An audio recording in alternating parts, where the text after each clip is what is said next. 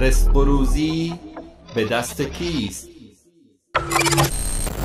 اگر به تاریخ شرک نظری بیندازیم و دیدگاه مشرکان را نسبت به موضوع رزق و روزی بررسی نماییم، خواهیم دید که مشرکانی چون ابو جهل و ابو لهب فقط الله متعال را تنها رازق و خالق و مدبر امور عالم می دانستند. قل من يرزقكم من السماء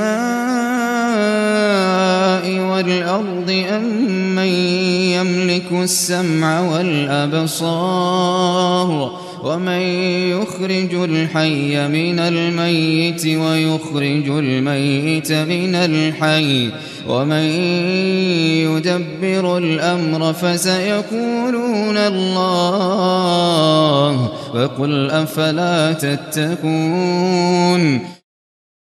ای پیامبر، بگو چه کسی از آسمان و زمین به شما روزی می دهد؟ یا چه کسی مالک گوش و چشم هاست؟ و چه کسی زنده را از مرده بیرون می آورد؟ و چه کسی مرده را از زنده بیرون می آورد؟ و چه کسی امور هستی را تدبیر می کند؟ مشرکین خواهند گفت الله. پس بگو آیا نمی ترسید و پرهیزگار نمی شوید؟ شرک مشرکین صدر اسلام آن بود که عده‌ای از اولیای الهی را که چشم از جهان بسته بودند واسطه بین خود و الله متعال می دانستند و به این بهانه آنها را عبادت می کردند. اما مشرکین زمانه ما پا را از آنها هم فراتر گذاشته و اختیار امور عالم را نیز به انسانهای فراوان دیگری داده اند.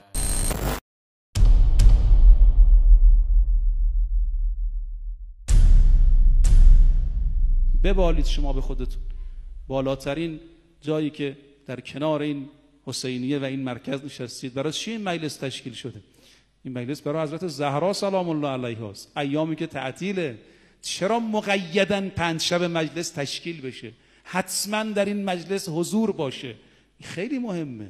اینا برای این است که این رزق سال رو باید از ایام فاطمیه و از حضرت زهرا سلام الله علیها گرفت. اینا برای این است که این رزق سال رو باید از ایام فاطمیه و از حضرت زهرا سلام الله علیها گرفت. همون بانوی بزرگواری که اگر سیدا این روزها میرفتید خانه دیگه مادرتون رو نمیشناختید. اونقدر نحیف شده بود، اونقدر لاغر شده بود. لم یزل ناهلت الجسم باکیت العین محترقت القلب، مثل یه شبحی میان بستر افتاده بود. خانما میدونن من چی میگم. 4 تا بچه صغیر، یه مادر تو بستر بیفته نتونه از جا بلند شه، خیلی سخته.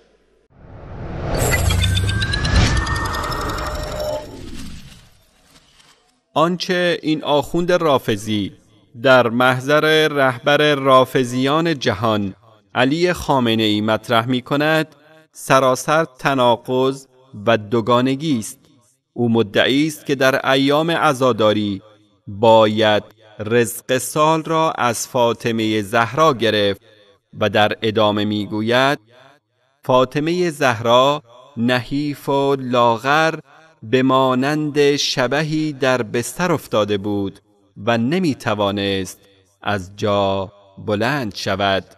چگونه ممکن است انسانی که خودش از روی ضعف لاغر و نحیف شده است و توان برآورده ساختن حاجات خود را ندارد، رزق 1 سال میلیون‌ها انسان‌های دیگر را تهیه نماید؟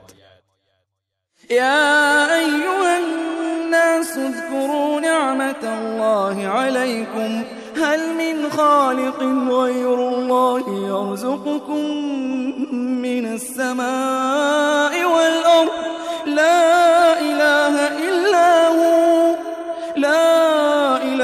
إلا هو فأنا لا تؤفكون. ای مردم، نعمت الله را بر خود یاد کنید. آیا آفریدگاری جز الله وجود دارد که به شما از آسمان و زمین روزی بدهد؟ جز او معبود بر حقی وجود ندارد. پس با این حال چگونه منحرف می شوید؟